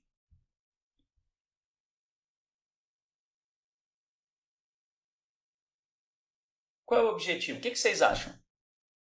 Vamos lá. Eu falei, a gente tem que chutar o castelo e reconstruir. Qual é o objetivo do livro de Ruth? Preocupação com viúva. Tá, vamos olhar o texto. Exortação, já... Ok, pode ser. Tá? Igualdade das mulheres. Vamos lá. O texto começa com uma mulher. Olha, presta atenção. Tá errado, ó, tá errado. Lucas, Danilo, bola fora. Tá? Lucas, Danilo, Adecilde, bola fora. Tá? Começa com o quê? Começa com uma estrangeira. Tá? Eu pergunto para vocês, a estrangeira, né? Ruth era o quê? Era uma moabita. Moab era bem visto, acabamos de falar isso. Tá? Vou até abrir um outro quadrinho aqui, ó. Tá? Então, falar de Ruth. Ela era moabita, né? Moabita era bem visto, tá? Muito bem. Além disso, obviamente, ela era estrangeira, né? Obviamente, tá? Estrangeiro na sociedade israelita era gente cheio da grana? Era gente importante? Sim ou não? De jeito nenhum, tá? Então, moabita já era mal visto. Estrangeira, de jeito nenhum. Sem filhos, tá? Ela era, aliás, antes de sem filho, vamos falar, mulher, tá? Mulher era bem visto na cultura semita. As mulheres eram super legais ali no Oriente Médio. A pessoa tratava super bem a mulher. Não, muito bem. Além de tudo, ela era viúva, tá? A viúva era aquela mulher que não tinha nem marido nem filho para sustentar, tá? Ok? Muito bem. Ela era desprezada ali, né? Ela era... Então, ela tinha terras. Tinha terra no nome dela, alguma coisa assim. Então, ela não tinha terra, tá? Ou seja, no começo do livro, ela era isso aqui, ó. Eu vou explicar para vocês o que ela era.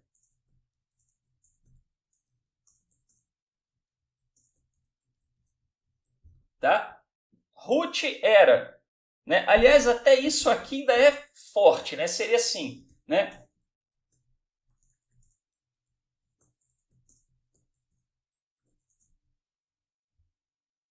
Isso era o que a Ruth era, tá? A Ruth, não a Ruth mineira, tá? A Ruth do livro de Ruth. Ela era o vírus que infecta o parasita da mosca, do cocô, do cavalo do bandido, tá?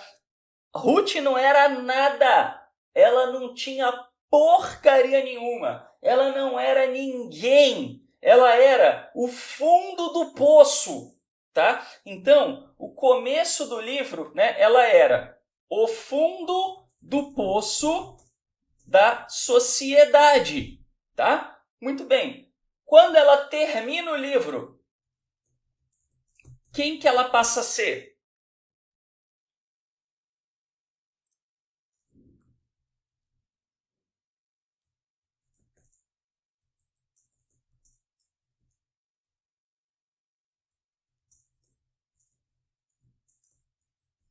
Olha aí, ó. Antepassada dos maiores reis de Israel. Percebe? Então, assim, a Torá pega e ela mostra Israel, até aquele que você vai desprezar, para mim é importante. É uma exortação nesse sentido, né? O Yehudá estava correto, tá? É uma exortação, né? Mas é uma exortação assim. Para mim, eterno, isso tem muito valor. As pessoas têm muito valor, tá? Não importa, pessoal, se a história de Ruth era 100% literal, parcialmente literal, se detalhes foram contados de uma forma um pouco diferente, não era esse o espírito da coisa, tá? Não era esse. A questão é a mensagem e não a forma, tá? Então, assim, a cultura semita é a mensagem e não a forma, tá? A cultura ocidental se preocupa com a forma. E eu me incluo nisso também, tá? Eu me incluo nisso também. Eu também me pergunto, isso aqui é literal, não é? Né? Isso é um texto polêmico de propósito para cutucar uma nação vizinha, não é? Isso aqui aconteceu de verdade dessa maneira, tá? Eu muitas vezes me faço essa pergunta, tá? Mas eu sei no fundo que isso é a minha cultura ocidental, tá? Então, pessoal, não ocidentalize o texto, tá? Todos entenderam? Esse é o segundo e o grande segredo, tá? Não faça o texto dizer o que você quer que ele diga. Faça o texto falar por si mesmo, tá? Ok? Podemos continuar? Tá. Agora, vocês vão ter que tomar uma decisão, porque daqui para frente, tá? É ripa na chulipa. Então, você tem uma escolha. O que que você quer? Se você passar desse ponto, você vai sair da Matrix, tá? Isso pode ser doloroso, tá? Se você não quer, pare por aí. Eu vou pedir para vocês um minutinho aqui para eu poder fechar a porta. Só um segundo.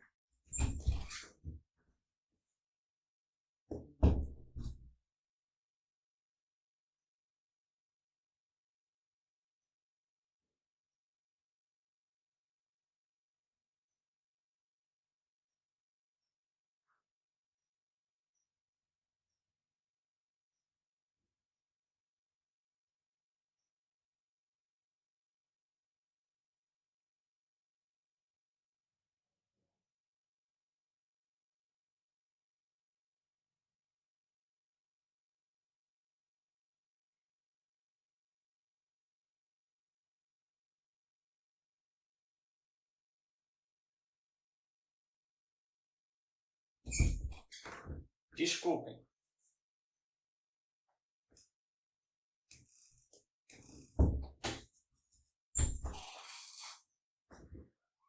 O gato entrou correndo aqui. O que foi?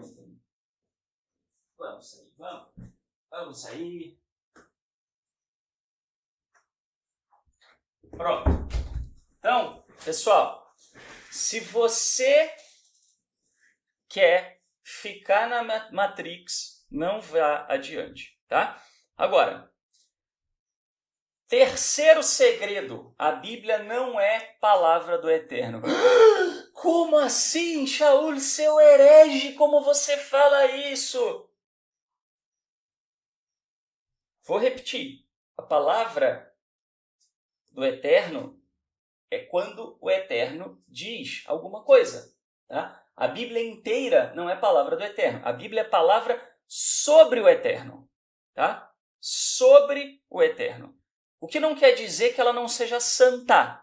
Ela é santa, tá? Mas a Bíblia, o conceito da Bíblia ser palavra do Eterno é um conceito cristão, não é um conceito judaico, tá? Agora, isso não quer dizer que a Bíblia não seja santa ou que a Bíblia não seja verdadeira. Então, antes de você infartar, eu explico. A Bíblia é santa, a Bíblia é verdadeira, tá? Mas ela é mais palavra sobre o Eterno do que palavra do Eterno, tá? Por quê? Tanto é que no meio judaico, eles não têm todos os livros o mesmo peso, tá? Por exemplo, a Torá, as leis do Pentateuco, tá? As leis do Pentateuco, elas são o que a gente chama de revelação primária. Por que revelação primária? Porque foi dado a Moisés no monte e na frente do povo inteiro, tá? Então, se ela foi dada na frente do povo inteiro, isso significa que ela é uma revelação para lá de especial. Perceberam? Tá? Não, você não precisa de fé para acreditar em algo que você está vendo ali. O povo de Israel não precisava ter fé. O povo de Israel precisava deixar de malandragem. Eles estavam vendo. Foi dado na frente de todo mundo. Tá? Então, essa é a revelação primária. Ela foi dada a Moisés no monte, tá? Então, ela foi explícita. Tá? Ok? Muito bem. O segundo tipo de texto é a revelação secundária, tá? O que é secundário? Não é que é pouco importante, mas é menos importante. Por quê? Porque ela depende da primeira, tá? Então, assim, eu só aceito como profeta uma pessoa que fale de acordo com a Torá. Percebe? Ok? Tá? Agora, e o que são, o que são os escritos? Tá? Os escritos, eles apoiam, vou até mudar a cor aqui, apoiam, as profecias, tá? Eles apoiam, não vou nem falar de profecia, tá? Vou falar de revelações, Porque muita gente confunde profecia com revelação. Se não tem exortação, se não é um alerta do Eterno, não é profecia, é revelação, tá? É que as pessoas usam como se fosse sinônimo, mas não é, tá? Muito bem. Então, isso aqui serve para apoiar isto, tá? E para apoiar isto aqui, ok? Então, não é a mesma coisa, tá? Ok? Então, quando a gente fala sobre a Bíblia, o que é palavra do Eterno e o que não é palavra do Eterno, tá? Vamos entender. Isso aqui é, vamos dizer assim, palavra explícita do Eterno, tá? Aqui, vamos dizer assim, é palavra, vamos dizer assim, como é que eu vou dizer isso? Não é explícito, vamos dizer assim, Mas vamos dizer, não tão explícita. Porque aqui você tem que confiar no profeta, tá? Tá? Ok? E aqui são textos sagrados, tá? Então, é assim que se divide a Bíblia. Tá? A palavra explícita, aliás, a gente pode dizer isso aqui, né? Gostei do que o Bruno falou. Palavra inspirada. Tá? Por quê? Porque aqui você tem que confiar no profeta. Aqui, os nossos pais não precisaram confiar em Moisés, né, nesse momento. O Eterno deu na frente de todo mundo. Tá? Agora, isso é a Torá. Os profetas, os textos proféticos, é palavra inspirada. Tá? Ou seja, você tem que confiar no profeta. Ah, Shaul, mas se eu tenho que confiar no profeta, não serve. Não, não é isso. É que aí você precisa adotar critérios que te permitam confiar no profeta. Tá? Se eu chego para vocês e falo, eu, o Senhor, vos fala, pera lá, Shaul, como é que você... Né? Como é que eu sei que você é profeta? Tá? Então, isso aqui é muito importante. Por que os líderes religiosos não ensinam isso? Por uma razão muito simples. Eles não querem que você duvide deles. Tá? Então, duvidar se uma mensagem veio mesmo do Eterno não é falta de fé. Faltou o aqui. Eu não sei por que ele não está acentuando. Mas tudo bem. Prudência. Agora foi, né? Acentuou aqui, só para me contrariar. Bom, ok? Então, isso aqui não é errado você fazer, tá? Só que você vai levar paulada se você fizer, porque as pessoas vão falar, como assim, né? Não duvideis do Eterno. Não, não é do Eterno. Isso aqui é diferente, tá? Isso aqui é diferente de saber que algo veio do Eterno e se recusar a ouvir. Tá? Então, até para ler os profetas tiveram que ser testados. Tá? Sim, houve mudança no aspecto cultural, com certeza houve. Tá? Inclusive, eu vou falar disso um pouquinho, tá, Arlan? Mas vejam vocês, quantas vezes pessoas que tentaram te escravizar disseram que você não podia duvidar do Eterno. Só que duvidar, né, que a Mariazinha está falando em nome do Eterno, não é duvidar do Eterno, é duvidar da Mariazinha. Você tem todo o direito de duvidar de um ser humano. Percebeu? Todos entenderam? Tá? Então, os profetas, por que esses livros foram escolhidos? Porque eles foram testados. Tá? Shaul, o livro de Baruch não foi colocado na Bíblia. Né? Ou seja, o livro de Baruch foi retirado da Bíblia. Não tem nada a ver, não foi retirado da Bíblia. A Bíblia, não era fácil você escrever a Bíblia inteira. Tá? A Bíblia tinha um monte de manuscrito.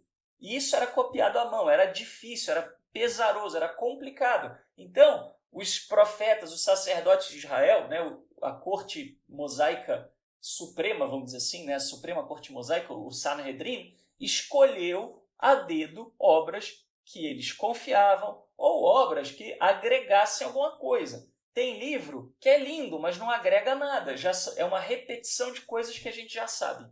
Tá? Então, para quê? Né? Só para perder espaço. Tá? Então, isso é muito importante de entender. Se você não entender isso, tá? Você não vai entender o resto. Por quê? Aonde que eu vou chegar com isso? Tá? Nós vamos chegar no quarto segredo. Tá? A Bíblia tem contradições. Pronto, né? Esse Shaul é herege mesmo, né? Não é assim. Eu não estou dizendo que isso é um problema. Não há problema nas contradições da Bíblia. Esse é o quarto segredo. E eu vou explicar para vocês por quê. Quantos segredos tem, Shaul? 12. Tá? Vai mudar totalmente a maneira de você ler a Bíblia. Tá? Primeiro exemplo de contradição. Tem erro de copista na Bíblia. Por exemplo, 1 Samuel 17:50 fala: assim venceu Davi o filisteu, falando de Golias, ferindo-o de morte com uma funda e uma pedra. Né? E como não tinha espada na mão, aí fala que ele pegou a espada de Golias e foi lá, arrancou a cabeça do Golias. né? Bem Game of Thrones. Aí, 2 Samuel 21:19 diz: E começando o combate contra os filisteus em Gob, Eucanã, filho de Oreguim, de Belém, matou Golias de Guete, que levava uma lança cujo cabo era como um cilindro de tecedor. Tá? Aqui não fala que Davi matou Golias. Aqui fala que Eucanã matou Golias. Tá? Mas olha 1 Crônicas 20, versículo 5. Houve ainda uma batalha com os filisteus, e Eucanã, filho de Jair, matou Lacmi, irmão de Golias, de Guete, que tinha uma lança cujo cabo parecia um cilindro de tecelões. Tá? Então, na verdade, tá? O que aconteceu? Tem um erro de copista aqui, ó, tá? Em 2 Samuel. Por quê? Porque 1 Crônicas e o próprio texto de 1 Samuel trazem uma outra informação. Tá? Então, aqui né, nesse texto aqui, tá? Matou Lacmi, irmão de Golias. Ele foi direto do matou para o Golias. Percebeu? É um erro de copista. Tá? A Torá, pessoal, eles tinham muito mais cuidado para copiar do que os livros do Tanar. Tá? Não é de tradução, é de copista. Tem uma glosa no manuscrito. Tá? Tem um erro no manuscrito, um erro de cópia no manuscrito. Tá? Mas, claro, foi uma cópia. O cara não fez de propósito. Tá? Ele errou, ele pulou uma linha. Quantas vezes as pessoas falam, imagina você escrever à mão o texto da Bíblia. Você não iria cometer um erro? E é muito mais fácil você escrever num caderno com uma caneta do que escrever num papiro, né, ou numa pele de animal, né, desenhando a letra bem certinha, sem pauta, numa linha sem pauta, que você já fica vesgo num dado momento.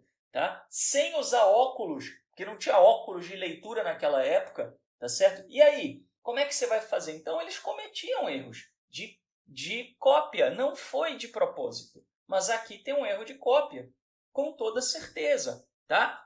Não precisa ficar apavorado com isso, tá? Esses erros de cópia, pessoal, não alteram o espírito da coisa, não muda o espírito da coisa, tá?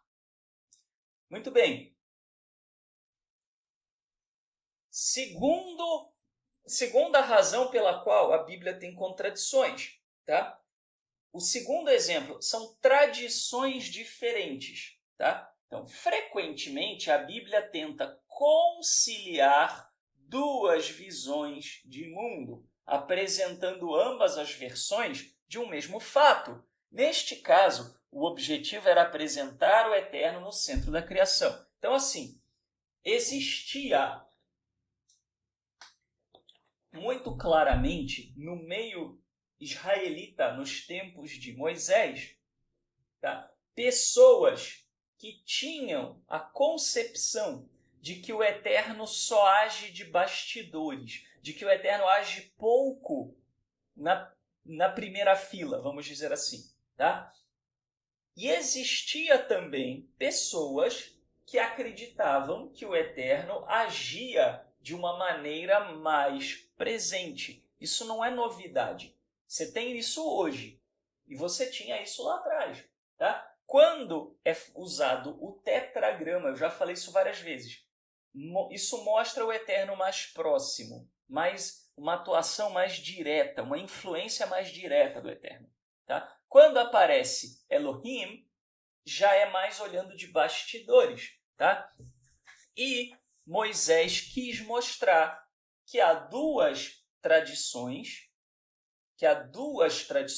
e que essas duas tradições, não tem problema essas tradições existirem, porque, no fundo, a ideia qual é? O Eterno criou, seja de bastidores, seja mais atuante. Tá? Por exemplo, em Gênesis 1 é dito, o Eterno, né, falou e o homem veio a existir.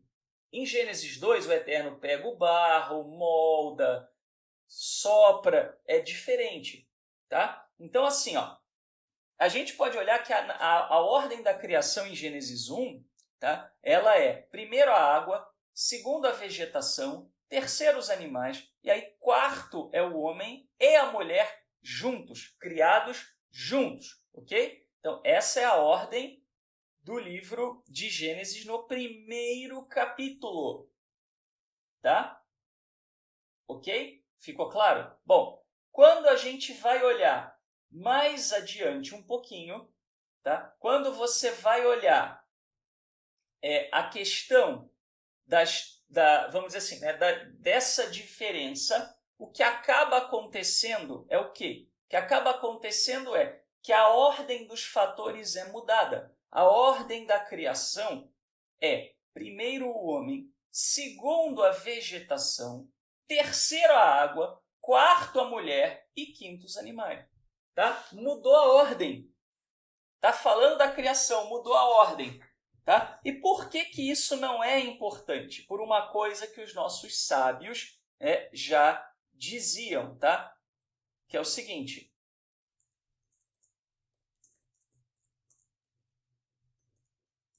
Vou colocar aqui a citação.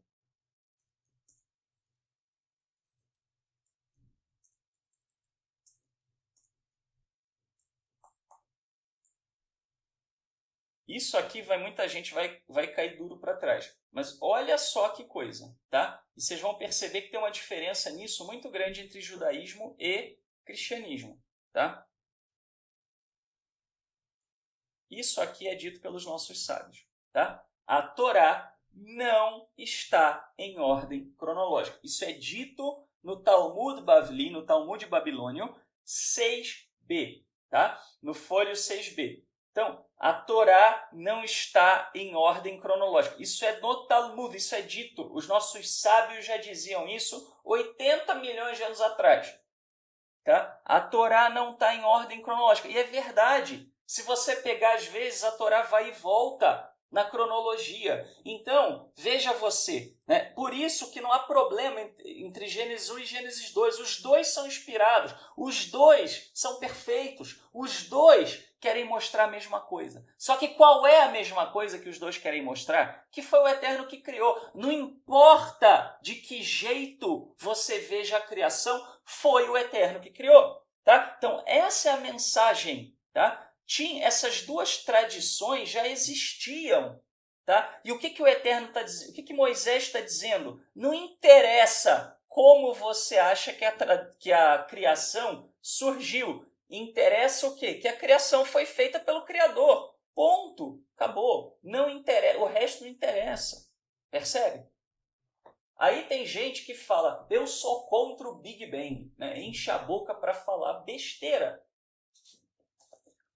Se a Torá não está em ordem cronológica, não há por que você achar que a Torá tem que falar de dinossauro na Arca de Noé, que a Torá tem que falar de Big Bang. Não era esse o objetivo, tá? Não era esse o objetivo. O objetivo para os semitas não era a ordem cronológica. Ordem cronológica é uma coisa que a nossa cultura se preocupa. A nossa cultura é uma cultura detalhista. A cultura semita não é tão detalhista quanto a nossa. Tá? Era, né? Não era, né? Estou falando de semitismo antigo. Tá? Ok? Ficou claro para todo mundo? Já estão se recuperando? Podemos ir para o próximo? Vamos que vamos? Então tá. Então vamos lá. Pontos de vista diferentes, tá? Se você acha que tudo é palavra do Eterno, é complicado. Agora, se você entende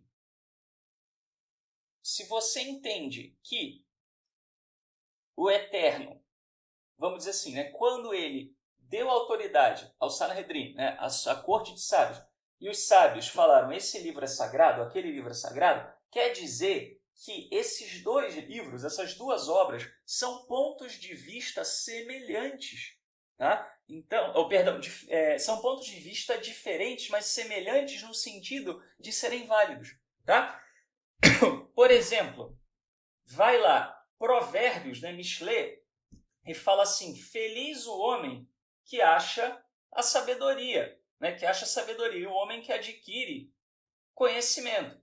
Tá? Aí vem Koheleth, Eclesiastes 1:18, e fala assim, porque na muita sabedoria há muito enfado. E o que aumenta em conhecimento aumenta a dor. Aí você fala, uai, não entendi mais nada, né? Então, ter sabedoria e conhecimento é bom ou é ruim? Né? Porque se Provérbios 3,13 fala que é bom, e Eclesiastes 1,18 fala que é ruim, e aí?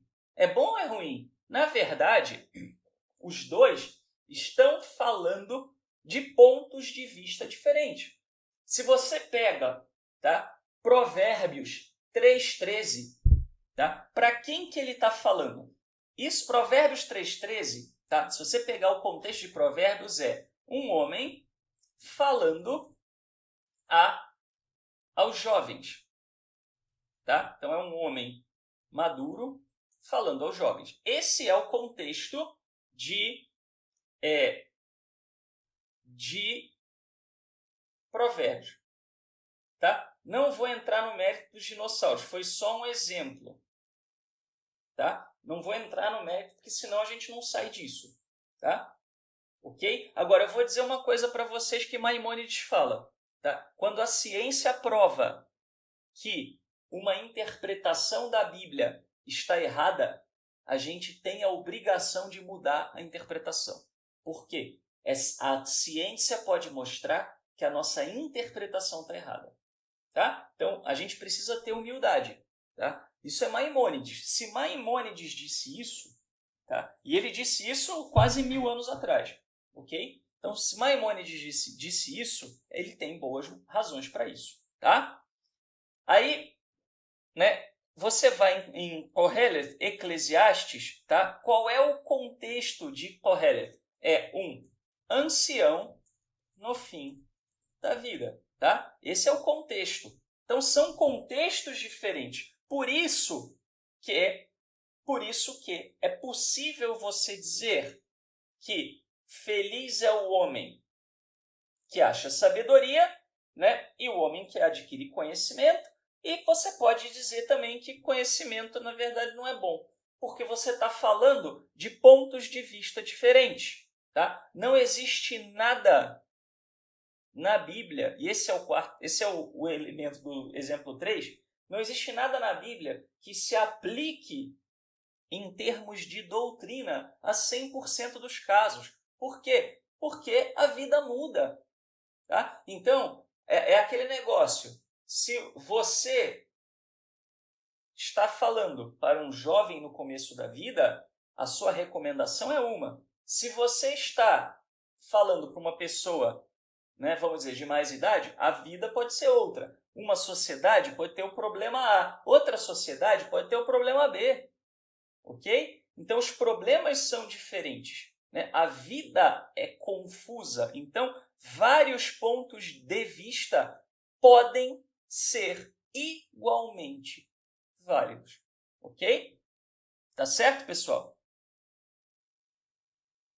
Dúvida quanto a isso? Bom, então vamos seguir adiante. Então, nós falamos de ponto de vista diferente. Então, assim, cuidado. Quando você vai ler a Bíblia, você tem que se perguntar, isso aqui se aplica a mim? Tá? Isso aqui foi escrito para o meu caso? Tá? Isso a gente tem que olhar. Bom, as circunstâncias mudam, né? Então, isso tem a ver com o ponto de vista diferente. Tá? As circunstâncias mudam e até a Torá muda. Shaul, agora você falou uma heresia. Eu estou falando heresia desde o começo, você não percebeu? Você só achou que eu estou falando heresia agora? Tá? Olha só como a própria Torá muda. Tá? E a gente vai explicar por quê. Tá? Vejam vocês. Êxodo 20, versículo de número 11. Porque em 6 dias fez o Eterno os céus e a terra, o mar e tudo que neles há. E ao 7º dia descansou. Portanto, abençoou o Eterno o dia de cessação e o santificou. Essa é a justificativa dada para o Shabat em Êxodo 20, versículo 11. Shemot, capítulo 20, versículo de número 11.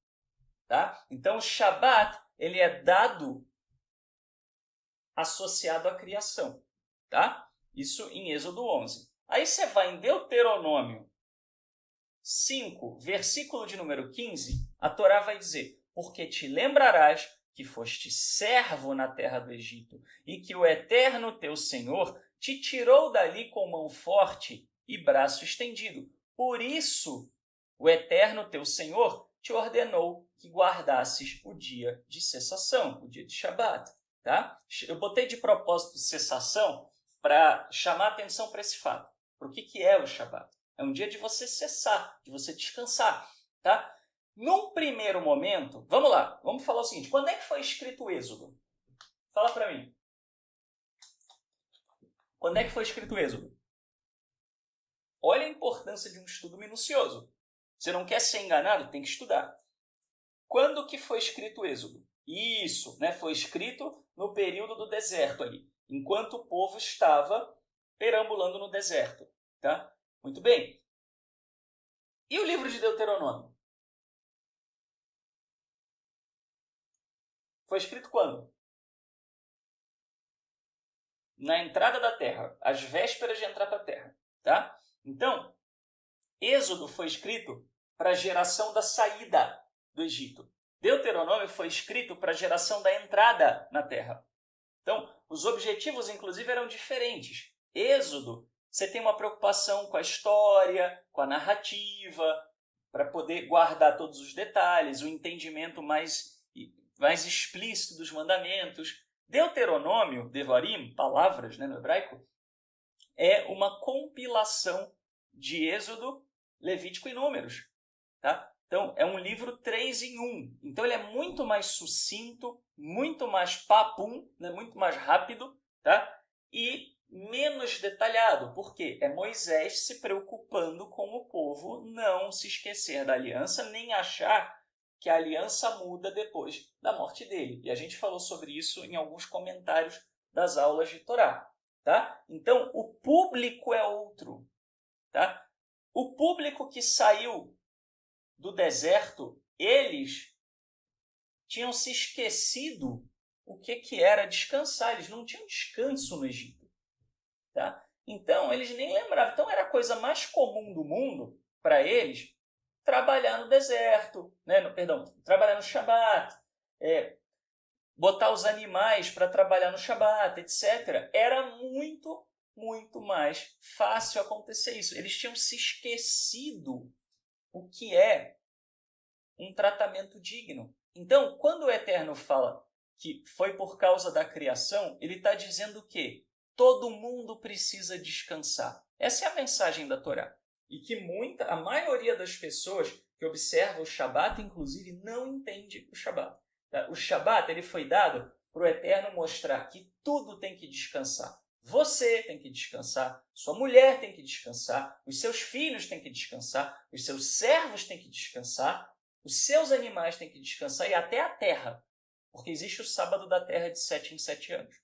Então, o objetivo do Shabat é mostrar, nesse momento de Êxodo, mostrar que tudo tem que descansar.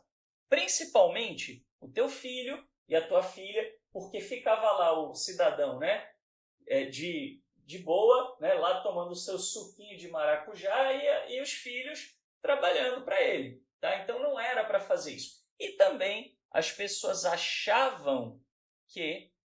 o sábado das árvores também, bem lembrado, né? As pessoas achavam que era normal o servo trabalhar também. Tá? Então, eles tinham uma outra visão. Aí passou, eu vou chegar lá, tá, Sérgio? Mas mais para o final. Não sei se eu vou chegar lá hoje, porque eu estou pensando que talvez o ideal seja dividir essa palestra em 2 partes. Né? Tá? Então, assim, passou o momento